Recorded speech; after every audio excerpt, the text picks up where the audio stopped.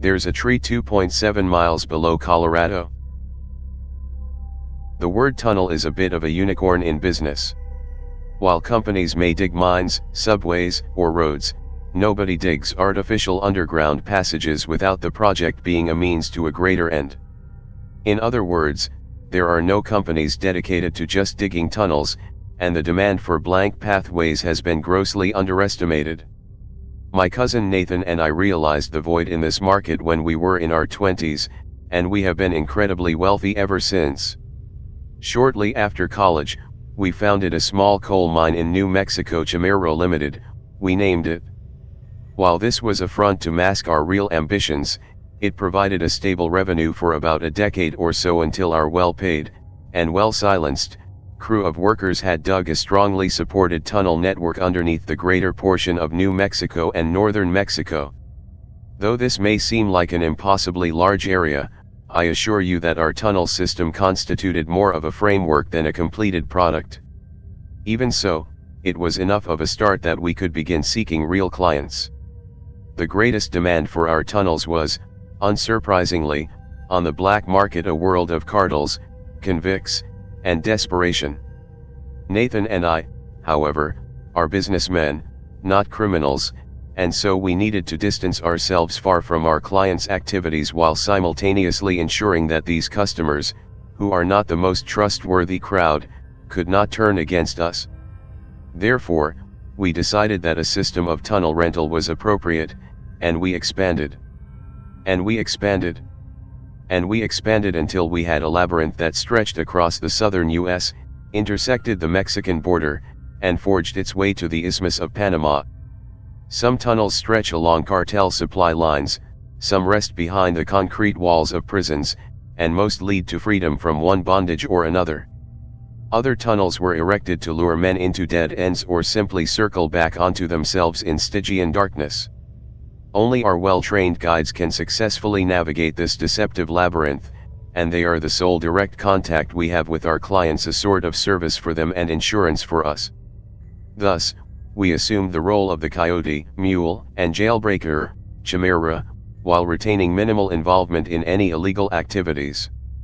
Whenever somebody rents a route from location A to location B, we provide them a guide and ask no more questions until we are paid in full. Everything had exceeded our hopes until we decided to rent our services to the US government. At first, we sent a few diggers overseas to intercept ISIS tunnels and weave spider tunnels beneath terrorist strongholds. The brainchild of my cousin, spider tunnels are poorly supported, rapidly dug tunnels that are doomed to collapse within a day or two of their inception. While they are useful for rapid prison breaks or destroying evidence, their main purpose lies in their ability to quickly weaken the infrastructure of vast expanses of land. Given the opportunity, Chamorro Limited could probably collapse the entirety of Houston within a month. They are a perfect instrument of war, and the government knew it. Our most recent government contract, however, landed us in the middle of the Rocky Mountains, where we had a few but not many tunnels, and requested that we dig vertically to reach a large cavern. I should have been suspicious of a military expedition on the home front, but the pay was insane, and we had a good record of not losing lives. In fact, I volunteered to accompany my workers and a handful of military servicemen, maybe Marines, in the final moments before completion as a sign of my gratitude for the government's generosity. Oh, how foolish I was. Had I not seen enough movies to know that the government wanted as few loose ends as possible? Even so, I was to venture with my team into the deep. Actually, we did not start by tunneling. The US wanted us to hit a point that was about 2.7 miles below sea level, so we used a massive above-ground drill, provided by, you guessed it, the government, to reach a supposedly small cavern at around 3,000 feet. Then, we would begin to construct our tunnel. I do not know how the government found this space, but it was larger than I expected. Unfortunately, it only stretched another 700 feet downwards, so the workers still had a lot of digging left to do. When the crew reached a mile, I received a request for axes. As I've said, my job is not to ask questions, so I sent the tools down with only minor hesitation. At 2 miles, another call requested chainsaws, and I began to worry. Axes were understandable, for deposits of petrified wood aren't entirely unheard of, but chainsaws? What was there? A forest growing down there? I had to see for myself, and stood inside the lift with a hard hat in one hand and a flashlight in the other, ready to stand alongside my men. I was about to descend before Nathan stopped me and pulled me out. Finally, when my men reached 2.6 miles, I geared up and dropped myself into the abyss as promised. The tunnel started out as relatively normal, but as I got deeper, I began to notice something strange. The floor of the passage had small, knobby bits of wood protruding from it, almost like the roots of a tree. The walls and ceiling, too, were populated with these anomalies, and the deeper I went, the larger they became. At around 2.5 miles, the unusually bumpy texture of the tunnel gave way, and I thought that the roots had finally disappeared. A quick circle of my flashlight, however, revealed that the walls, ceiling, and floor were all composed of wood, still green and dripping with a sticky fluid. Staring at the peculiar rings overhead, I stepped on something soft, and my heart dropped. Below me was the body of one of my workers, suffocated, his face a lurid purple and covered in sap. The tunnel was wooden for its remainder, and I kept my head down the whole way. I was unsure of what to expect at 2.7 miles, but when the narrow tunnel opened onto a wooden ledge, I was stopped in my tracks. What sprawled before me was not a cavern, nor was it any other underground phenomenon. Though I had been in a tunnel just moments before, I now stood on a cliffside, surrounded by an empty darkness that stretched farther than I could perceive in every direction. A luminous field of red at the bottom of the cliff illuminated the wooden cavern walls to my left and right but revealed no similar encasement across from me.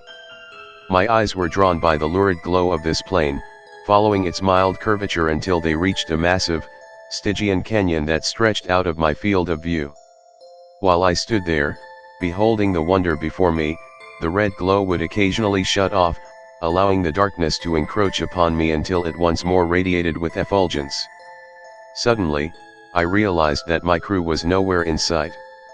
The ledge on which I stood only stretched a few feet in either direction, and I had not passed them in the tunnel. My heart began to race as my gaze slowly returned to the scarlet field. Except, it wasn't a field. It was an eye.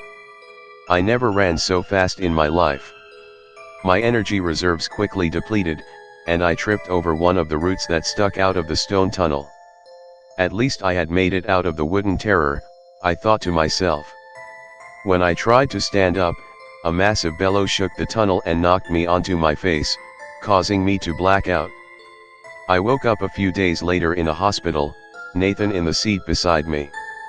Apparently he had followed behind me by a few hours and found me unconscious after the first earthquake hit. The second earthquake collapsed the tunnel moments after he carried me out. I don't know what the government is meddling in, or what the hell was down there. Nor did I ever learn what happened to my crew. I have no plans to resign or shut down my company, but I have forbidden all other workers from exceeding a depth of a mile. I've also since demolished all western US tunnels, much to the passive disapproval of Nathan. There are certain things in this world that are not meant for the eyes of man, certain secrets that must be buried at all costs. Edit. I've been seeing a couple of comments referencing the heat of the tunnel. Regardless of how hot it was supposed to be, the government warned me that I should wear a coat. I wouldn't say that it was freezing, but I could definitely see my own breath after about 2 miles. Also, I'm not cruel to have moved on from my crewmate like that. When you're standing inside a tree far below the Earth's surface, you begin to dissociate, and things that normally would affect you one way are greeted with numbness. It was only when I realized that none of my crew was in the tunnel that I finally came to my senses.